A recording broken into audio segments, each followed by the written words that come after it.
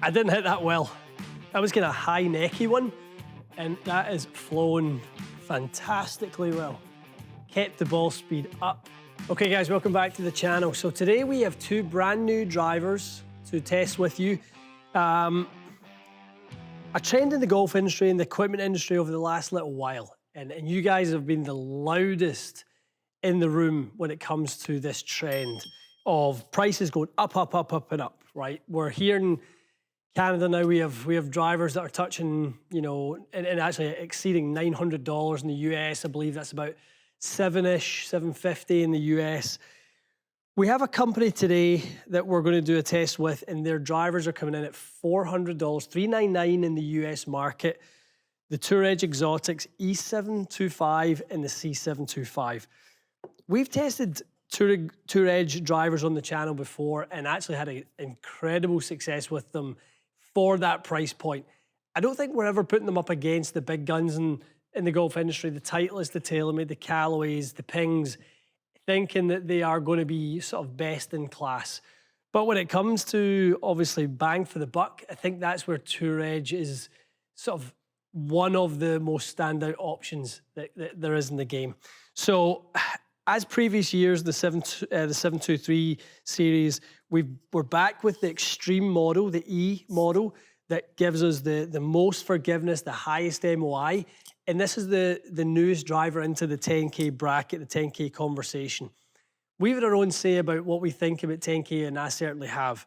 This one actually is interesting though, in that the adjustable weight in the back, or the weight in the back, is adjustable. So it's 18 grams across this rear track that gives us a fade, sort of standard in a draw position.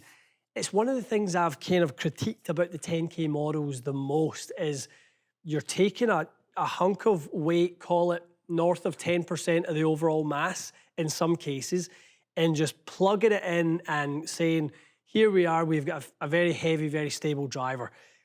The fact that this is now adjustable, this is what I've been asking for. This is what I've been talking about. 10K is only good if it can be fit for maximum effect for you guys, the golfer. So I love that Tour Edge have went down that line. It's amazing to think that a company that's putting out a driver for almost half of the price have went to the extreme of giving us movable weights. The other company's PXG with their Black Ops model. They've given us obviously different weight ports that we can play with as well. Obviously an extreme perimeter of the head, but the Tour Edge really does give us great options in the rear of the E725. For the players, the model that they're going to be interested in, you guys will be interested in, is the compact, the C725. This one is definitely more of your adjustable driver from a CG perspective. We've got two weights. We've got a 15 and a 5, so we can sort of flip those around. What's pretty cool and unique about this one is the rear weight is also adjustable. So think maybe something like, you know, Callaway Triple Diamond, right? So think of AI Smoke Triple Diamond. We've got a weight at the front, a weight at the back, gives us front to back CG adjustability. Then think of the AI Smoke Max, gives us a track, and we can move that weight around the track at the back, gives us sort of lateral adjustability with the CG. The Tour Edge has given us both of those things. So we can make the heavy weight at the front to bring that flight down, bring the spin down a little bit, change the dynamic performance of the club. When we take the heavy weight out the back, we get less of that with the golf club. We get less kind of dipping of the tail of the driver, and the driver can sort of retain its lower dynamic loft as it travels through. It doesn't add dynamic loft. If we want a little bit of that increased dynamic loft, we can flip that 15 into the back, and it will create a little bit more, call it forgiveness, but it will create a slightly wider spin loft window for those who are looking for that. So two really, really great options, guys, for lots of different players out there. We've got this 3D diamond face, which is basically if we were to rip the face off and flip it around, we would see the different designs, the little sort of diamond designs on the back that have different variable face thicknesses.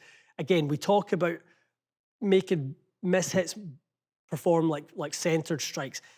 Every company now has their own version of this, but Tour Edge have been calling it the diamond face for quite some time, and they're now calling it 3D diamond face. They're continuing on with the ridgeback design, but they've actually taken away the actual sort of frame, the structure, the ridge that ran through the middle, and it's just a full carbon sort of chassis on top now. So you've got that on both, which I really like. The sort of titanium ridge that ran sort of through the middle of the crown of the driver, and you could see the carbon on either side. It kind of didn't quite look right to me. So I think if I'm looking at this driver, it kind of looks like what everyone does when they have a titanium sort of perimeter and then they've got the carbon top. It's very, very sort of neutral in its design. Nice matte finish. I think a lot of people will like that reduced glare when they look down on it. I mean, from the eye test perspective, there's nothing really not to like. Two totally different drivers, slightly smaller in the compact version as well. We're down at the 445 cc in that one. But yeah, I'm really keen to see what we get with this one. A lot of chat recently on the channel about loft sleeves and how many sort of positions of loft sleeve we get. We have 8 different positions on the Tour Edge loft sleeve. It is a single axis loft sleeve, so it starts in the flattest position at neutral. We can move it down as low as 2 degrees less. We can move it as much as 2 degrees up in loft. And we also have an upright setting in it as well. So very similar to a loft sleeve, kind of like maybe the TaylorMade loft sleeve in that sense, that similar amount of adjustability, maybe not quite as much of upright adjustability, but it is very similar in that case. So we're going to test it with a brand new shaft today, the Fujikura Pro. Built this one up in the studio last week. Keen to see what that one does and see how it complements the two heads we're going to try today. So why don't we start with the E, the extreme one, the 10K north of 10K. Let's see if it can compete with the 3 others in that category. Obviously, we've got the Ping 10K, we've got the QI10 Max, and we've also got the PXG Black Ops. So 4th 10K driver to hit the market that specifically market itself as exceeding that 10K limit. All right, guys, E725 up first. 9 degrees. I've got this set at 7. So we're going to play with the loft down a little bit. It's kind of the only way I can get these higher MOI drivers to work with as much mass in the rear. I tend to get a little bit too much dynamic loft and lose a little bit of ball speed and gain a little bit of spin. So not ideal for kind of the way I deliver the club, but we're not looking specifically at this as a bomber's driver per se. I think this is about how does it manage the mishits, and I want to explore a little bit the adjustability. I think that the fact that we've got a track around the back, very similar to something like a Ping G430 Max, 3 weight positions, very similar in terms of the design of that one. But I think having again the extra stability, this is even more forgiving than one of the most forgiving drivers we've ever seen in the 430 Max. Pretty good opener. Solid strike. Get over the burn. Oh, straight in the water. Devastation. That's why I don't play a 10K driver, guys. Absolutely flush it and it goes 15 yards short. Hit that one great, to be fair. We go over to club. Not the ideal strike to test the 10K driver because it was right out the button. So good numbers. I just that warm up in speed, be a little bit quicker as we go. But 157 ball, 145 smash is great. Center punch, 12.5, 2500 spin. Love all of that. Really like it. Well, I like the sound of it. Get up. Hit that one a wee bit harder. I can hear the comments already. He's in it too centered to be testing a 10K driver. Don't worry, the miss hits are coming. It's not a case of if, it's a case of when. There you go, there's your necky one. Handled it nicely. Stay short of the water. Oh, bounced it. It bounced it. What did we get there? A great result from a spin perspective. 155 ball, maybe a bit light. Let's see. That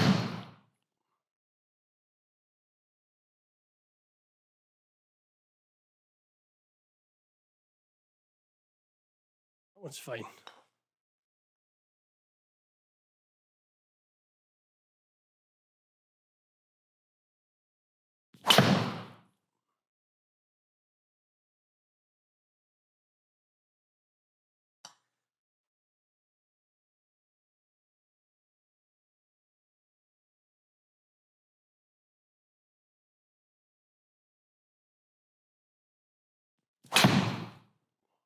All right, guys, C725, the compact model. We're going to start with it in its fast position, its lower spin position, 15 grams up at the front. Got kind of this little sneaky little weight in here. We're going to have the 5 at the back. So definitely we expect this thing to come out a little bit flatter, produce a little bit less dynamic loft. Head shape, to be honest, although it is reportedly more compact, it still looks pretty generous. Like way bigger than my GT3, that's for sure, in terms of the footprint looking down. Tell you what, they're good sounding drivers. That's right down the ideal line. Decent strike, totally different performance. Yeah, you can see there the dynamic loft down at 15.9. If you go to the compare page a second, 18.7, 16.2. Guys, these are the same loft of driver, yet they are not the same loft of driver. Statically, they're the same. Dynamically, they're totally different. So, yeah, really an important one for any of you picking a driver based on how much you want it to spin, how much you want it to launch, the height you want it to go. Where's the center of gravity? Forward, back. If you want it to be lower, bring that CG forward. If you want it to launch higher, definitely go with that CG in the back. But you can see in terms of how it gets down to the ball impact, 2.5 degrees of difference is a massive amount.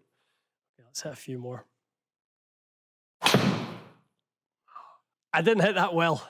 I was kind of high necky one, and that is flown fantastically well. I did not hit that good. Yeah, necky. 13.8 launch, 2100 spin, kept the ball speed up.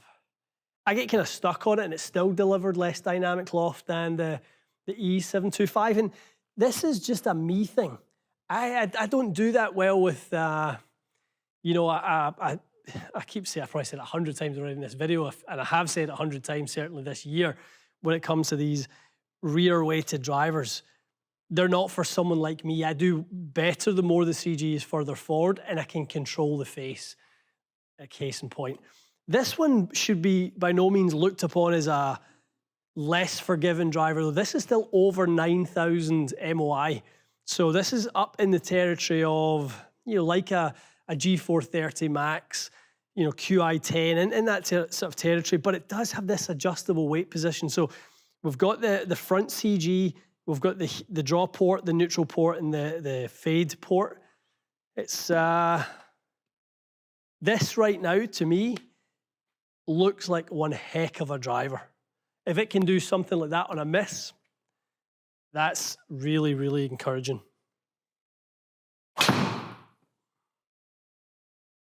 This is a little sneaky bomber, this thing. Yeah.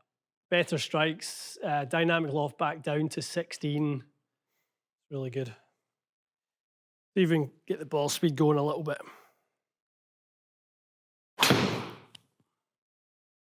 Hugging the left side a bit more. Should be okay. Just go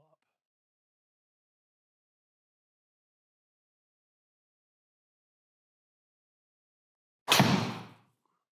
Round, toe strike. I like it an awful lot. I really like the sound of it. And the sound obviously translating to the feel. Really, really quite good. I think in a neutral setting, this is where I would play it. One thing I want to do though before we're done this test, I want to take the E driver and I want to put it in the heel set. I want to see how much of a draw bias driver it can be, and I want to see how much of a fade bias driver this can be. So I'm going to move the 15 gram weight from which is at the front right now into the toe, the 5 to the front. Spin will come up slightly, but I think that's okay. I've had a couple here south of 2000, but I want to just see how we can shift the lateral adjustability with these two drivers. So we'll call one draw. That's going to be the E725 with the weight in the heel. And then we'll call one fade, which is the C725 weight in the toe. All right, guys, a couple of little changes we're making just to see. I mean, we've talked about some height differences. If we go quickly actually to the compare page, I think we can talk a little bit about, you know, the height of both of those in the compare. Totally different. The same lofted driver, both at 9 turned down to 7. There was a massive difference in apex, much, much flatter with the C725. yeah, translated to a good bit more distance as well. With the E725 in this draw setting, I'm actually going to bring the loft back up to 9, so neutral, and the lie to upright. So 3 degrees upright on the lie angle. We should probably see dynamic lie angle pretty much the same on both, 6.5. We should see it probably go to about 9, 8.5, 9 now with the lie angle in this driver. And we should definitely see it draw with the weight being more in that heel side. So let's see. We're going to play for this to be very much right to left.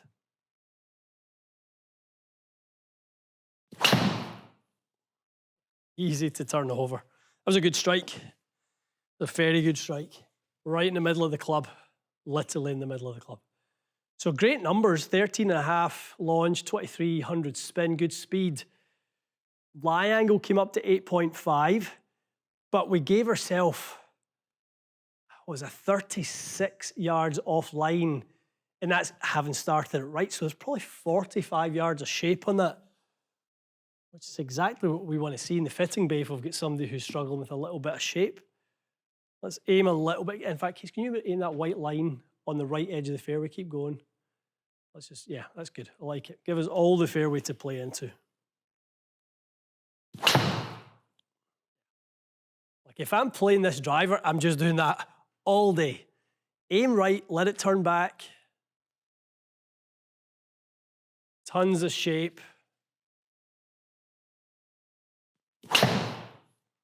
Pretty good. I'm hitting those really nice and centered. I love it. I love how much draw that has to it. It's really easy for me to turn my ball flight into a one-dimensional shape. I struggle a bit with that in the golf course, but to be honest, like I'd really, really like a driver that could help me do that more. Okay, let's go C725. We'll bring the loft back down to 7 because that gives us face angle being more open, and we'll take that 15 gram weight and put it out in the toe.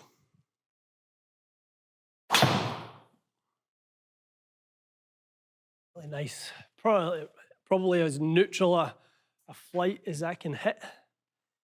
Really like the strike. With a touch of draw to it.